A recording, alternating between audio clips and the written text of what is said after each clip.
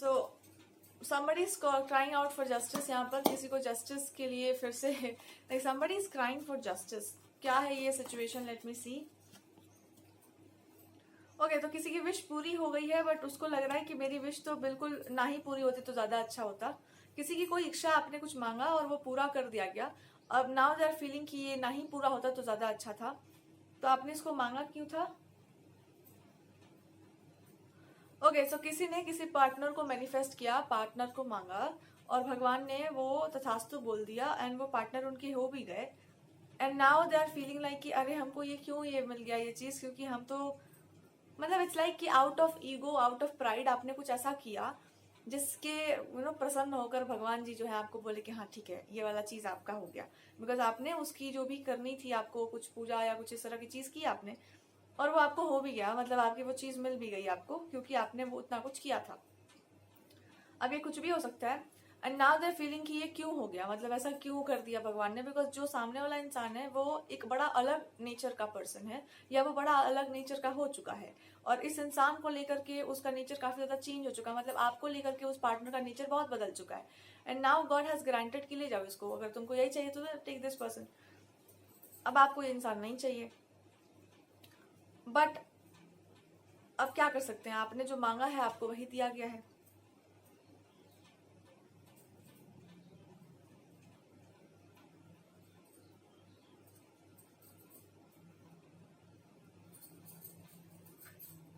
अब कुछ समय के लिए आपको अपने वरदान के साथ रहना पड़ सकता है, या अपने इस जो भी आपने जबरदस्ती जो है ना, जबरदस्ती वाली चीजें अच्छी नहीं होती हैं। तो जबरदस्ती जो आपने छीना झपटी की है, इसका तो आपको फिर आप अपने आप को साबित करना पड़ेगा आपको कि आप इस पार्टनर के लिए हैं, या ये पार्टनर के साथ आप निभा लेंगे, आगे चल जाएंगे। बस आपको अब रोना आ रहा है कि मेरे से नहीं हो पाएगा, मैं नहीं कर पाऊंगी उतना कुछ, मैं इतना कठोरता से नहीं जी सकूंगी। तो आपने मांगा क्यों था? सामने वाला इंसान जो है अपने दंड का पूरा प्रयोग कर रहा है कि ठीक है काम करते हैं, आप ज्यादा केपेबल हो तो आप ऐसे करके देखो, लाइफ को ऐसे मोल्ड करो, अपने अपने लाइफ के रूटीन को ऐसे ऐसे चेंज करो और ऐसे बन के दिखाओ, ऐसे करके दिखाओ। बिकॉज आपने ऐसा कुछ छीना झपटी वाला काम किया है, तो सामने वाला जो इंसान था, आपने उसको कहा कि ये सही नहीं है, I am the good one, और आपने सोचा भी नहीं कि आप क्या कर रहे हैं। सो आपको अपनी पूरी लाइफ को चेंज करना पड़ेगा, या बहुत सारे कॉम्प्रोमाइजेस करने पड़ेंगे उस इंसान के हिसाब से चलने के लिए, और आप सब कुछ कर देंगे फिर भी वो खुश नहीं होने वाला है। बिकॉज वो आपसे खुश नहीं है। उसको पता है आपने छीना झपटी की है, उसको पता है आपने उसकी लाइफ में कुछ बहुत खराब चीजें करके और उनको छीना है या मांगा है। सो करना बस इतना ही सा है आपको कि अब आपको भुगतना पड़ जाएगा, बस करना यही है। बिकॉज इतना जल्दी आपने इतनी सारी चीजें कर रखी हैं, इतना आपने मैनिफेस्ट इतना मांग लिया कि भगवान विवश हो गए कि अरे यार इतना प्रसन्न कर ली तुम हमको, तो अब एक काम करो, तो लो हमको फिर। और दिक्कत ये है कि आपसे झेला नहीं जा रहा है, बिकॉज आपने उस तरह से सोचा नहीं कि इंसान आपको मिल जाएगा तो हम कैसे रहेंगे। इस इंसान को अपने अकॉर्डिंग आपको चलाने का बड़ा शौक था कि मैं चीजों को हैंडल कर लूंगी, पर ये हैंडल होने वाला है ही नहीं है पार्टनर, ये तो कुछ और ही कर रहा है। तो हो सकता है आपको लाइफ लॉन्ग ऐसे ही जीना पड़े, चाहे इसके साथ या किसी और के साथ। बिकॉज जो भी आपके स्पाउस होंगे उनका थोड़ा सा नेचर इस तरह का आपको मिल सकता है। और दूसरी बात ये कि आपका खुद का नेचर इस तरह का है। आपको सामने वाले में फॉल्ट दिख रहा है, लेकिन आपने खुद को देखा नहीं ठीक से कभी। So take the mirror and see कि आपने भी तो कुछ चीजों को छेड़ रखा है बहुत ज्यादा, और वो आप सुनने वाले नहीं है। तो ये कार्मिक सा चीज है, कार्मिक सा लेसन है। और इसलिए कहते हैं कि बहुत ज्यादा जबरदस्ती कुछ नहीं मांगते हैं, जो जिसका है उसी को दे दो। लेकिन आप देने वालों में से थे नहीं। सो आपने ये जो भी किया है, आपके ही इतना अच्छा आपने जो भी किया, मैनिफेस्ट किया, या जो मांगा, या जप किया, जो तप किया, या कुछ आपने चढ़ावा चढ़ा दिया भगवान जी को, जा करके मन्नत वन्नत मांग ली, अब इतना अच्छा आपने वो किया कि उसको जब तक आप भोगेंगे नहीं अच्छे से, तब तक वो भगवान जी भी तो बाध्य है ना एक तरह से, या फिर वो जानबूझकर बाध्य है। क्योंकि लो फिर एंजॉय इट। कुछ समय के लिए आप ये मजा लेकर देखिए कि जीवन कैसा है, और आपके ऊपर कठोरता का एक वो लगेगा कि हाँ इस तरह से आपको करना है, लाइफ को जीना है। आप कर सके तो अच्छा है, नहीं करेंगे तो दंड मिलेगा आपको। तो सामने वाला आपको मतलब पार्टनर एकदम दंडित करने वाला आपको मिल सकता है, जो एकदम दंड आपके ऊपर ऐसे कठोरता से करके चले। अच्छी बात है। तो आप इस पे अगर रोग आ रहे हैं तो नहीं रोना चाहिए आपको, बिकॉज आपने इतने अच्छे कर्म किए हैं, आपको रोना क्यों चाहिए। You get that partner. आपने कुछ बिगाड़ कर कुछ बनाया है अपना, so it is the Karma for that. अच्छा, ये एक रीडिंग कहती है ना, जब भी किसी के जीवन में कुछ बहुत खराब होने वाला था और हम बीच में घुसते हैं कि नहीं ऐसा नहीं होना चाहिए, इस इंसान को बचा लीजिए प्रभु, तो उसका भी दंड होता है कि ले तब तू ही भोग, उसको झेलने दो जो उसके जीवन का है, तभी वो समझेगा कि गलती नहीं करनी है, इसका दंड मिलेगा। आप बीच में जा जाके उसको बचाते रहेंगे ना, तो फिर आपका भी गर्दन एक बार काटा जाएगा कि देख तो फिर ये क्या करेगा तुम्हारे साथ।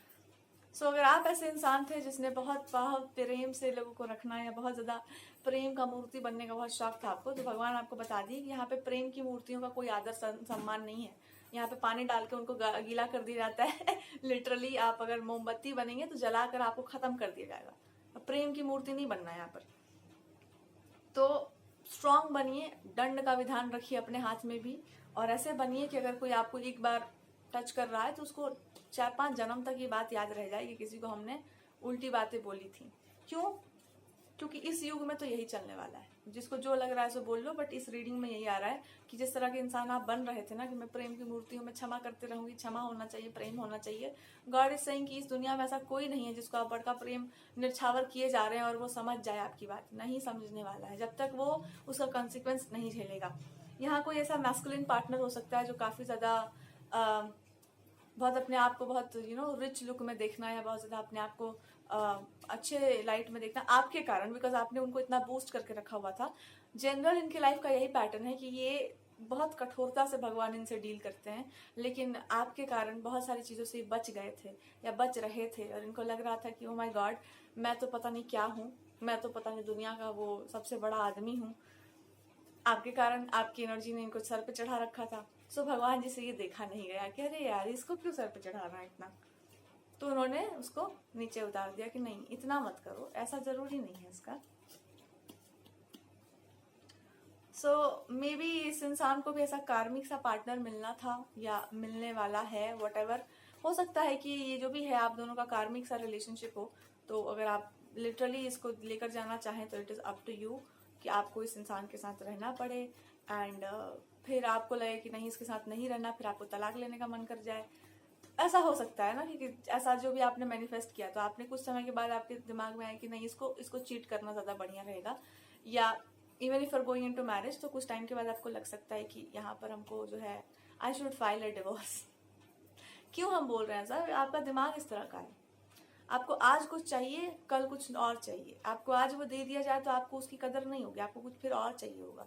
आप दूसरे को झुकाना चाहते हैं पर आपको खुद नहीं झुकना, तो रिलेशन ऐसे नहीं चलता है। सो मे भी आपके अंदर ये होगा कि मैं ये करूंगी, मैं वो करूंगा, तो फ्यूचर में आपके मन में ये भी बात आ सकती है। मैरिज करते करते आपको बीच में मन करेगा मैं नहीं करना, मेरे को किसी और से करना है।